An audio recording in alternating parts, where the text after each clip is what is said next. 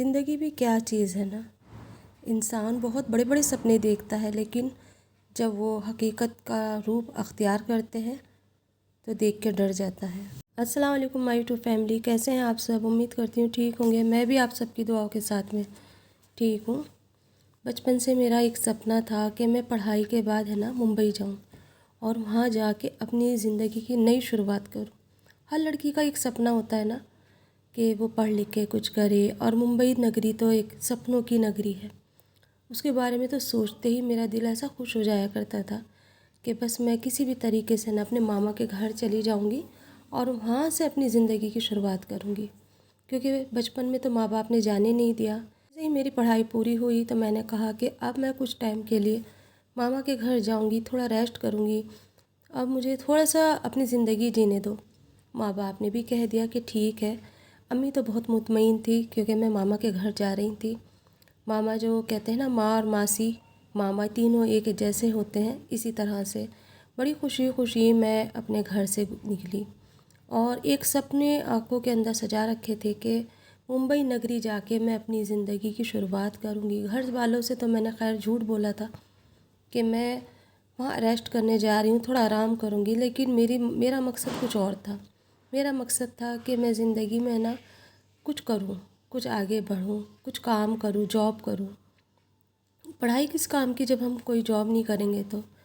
और इस तरह से मेरी ज़िंदगी का सफ़र शुरू हुआ। पहला सफ़र था, गांव से एक भाई जा रहे थे, उनके साथ मैं भी चली गई। भैया और भाभी दोनों साथ थे और इस तरह से मैं अपने मामा के घर पहुंची।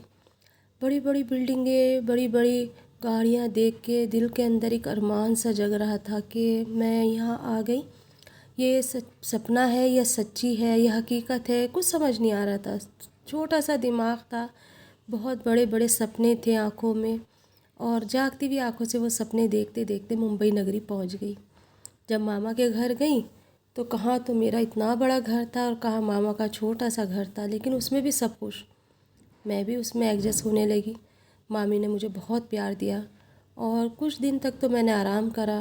फिर वहाँ अपनी जो मेरी लैंग्वेज गाँव की थी उसे सही करा। फिर उसके बाद मैंने उनके रंग ढंग देखे, कैसे वे लोग रहते हैं, क्योंकि मैंने शुरू से ही गांव में ज़िंदगी गुजारी थी। बहुत मुश्किल होता है ज़िंदगी को दूसरों के रंग में ढालना, पर मैंने पूरी पूरी कोशिश करी।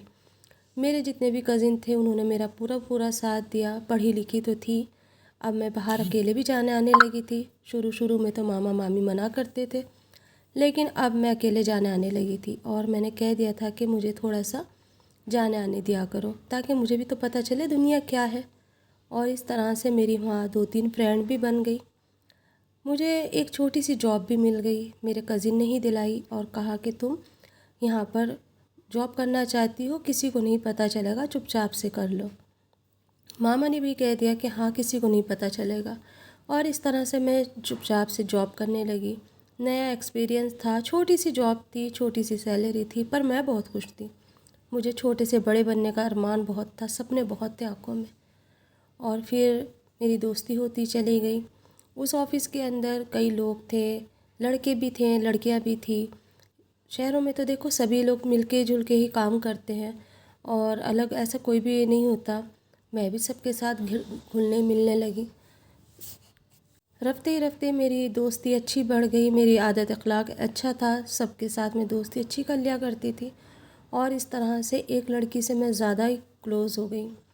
वो मुझसे कहने लगी कि तुम इतनी छोटी जॉब क्यों करती हो, तुम्हारी तो बहुत अच्छी पढ़ाई है, सब कुछ अच्छा है, मुझे देखो मैं तो बहुत कम पढ़ी लिखी हूँ, इसलिए तो मुझे यहाँ जॉब करनी पड़ रही है।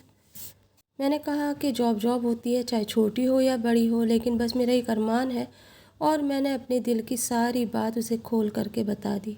अक्सर लड़कियाँ यही तो करती हैं, अपनी फ्रेंड से, जो अच्छी बेस्ट फ्रेंड होती है ना, उन्हें अपने दिल की सारी बातें बता देती। मैंने भी ऐसे ही बता दिया। बस उसका उसने ऐसा फ़ायदा उठाया, कभी सोचा भी नहीं था। जब मैं उसके साथ अच्छे से रहने लगी तो फिर कुछ दिन के बाद में उसने बताया कि एक बहुत अच्छी जॉब मेरे लिए आई है, पर वो दिल्ली की है और मुझे दिल्ली जाना नहीं है, क्योंकि मैं यहाँ शुरू से रही हूँ और तुम अगर जाना चाहती हो तो तुम चली जाओ। मैंने कहा कि मैं भी नहीं जाना चाहती दिल्ली, तो क्योंकि मैं उसी तरफ से आई हूँ। लेकिन उसने जब मुझे सैलरी बताई तो मेरा दिमाग चकरा गया 1 लाख 1 महीने की सैलरी, कहाँ मुझे मिल रहे थे 10,000 रुपये और कहाँ 1 लाख। 1 लाख का नाम सुन के तो मैं चकरा गई। मैंने कहा कि अच्छा क्या जॉब है? कहने लगी यही जॉब है जो तुम यहाँ कर रही हो वही वहाँ करना है, बस इतना फ़र्क है कि तुम्हें यहाँ से दिल्ली जाना पड़ेगा। मैंने कहा अच्छा। फिर उसने मुझसे मेरे सारे डॉक्यूमेंट्स लिए और कहा जब तक जॉब ना लग जाए तुम घर वालों को नहीं बताना, ये एक बहुत बड़ा सरप्राइज़ होगा तुम्हारे घर वालों को, तुम्हारी फैमिली को, बहुत खुश होंगे सब।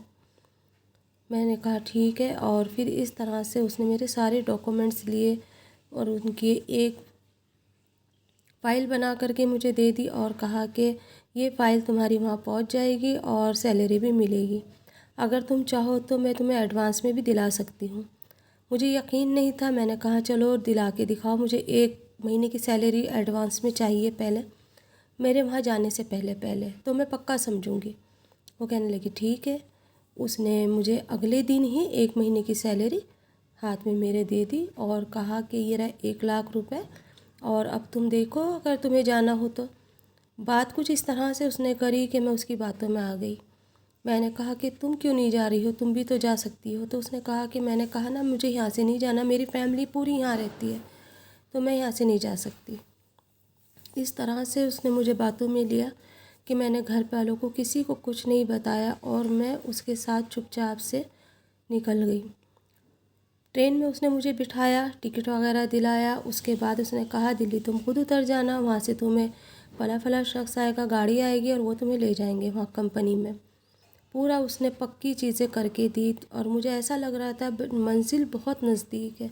उसने कहा 1 साल में तुम मुंबई में अपना फ्लैट ख़रीद लोगी, 1 साल में तुम इतनी तरक्की कर लोगी कि लोग तुमसे जला करेंगे, तुम्हारे अपने तुमसे जला करेंगे। ये सारी बातें मेरे दिमाग में बैठ गईं। छोटा दिमाग था, कोई समझाने वाला नहीं था, किसी से शेयर भी नहीं करी थी। खैर जैसे तैसे मैं ट्रेन में बैठ गई और फिर उसके बाद में मेरे पास में जो आकर बैठी थी पूरी फैमिली थी। उनके 2 बच्चे थे, हस्बैंड वाइफ दोनों थे। उन्होंने पूछा तुम कहाँ जा रही हो? तो मैंने उन्हें बताया मैं दिल्ली जा रही हूँ। उन्होंने कहा कि हम भी दिल्ली जा रहे हैं। फैमिली थी तो उसने कहा, जो मेरी दोस्त थी, कि चलो तुम्हारे साथ में ये पूरी फैमिली रहेगी, फैमिली तो बहुत अच्छी है, इनके साथ घुल मिल के तुम आराम से पहुँच जाओगी। बस इस तरह से सफ़र मेरा शुरू हुआ। शुरू में उन्होंने मुझे खाने पीने के लिए दिया, मैंने कुछ भी नहीं लिया, मैंने मना कर दिया।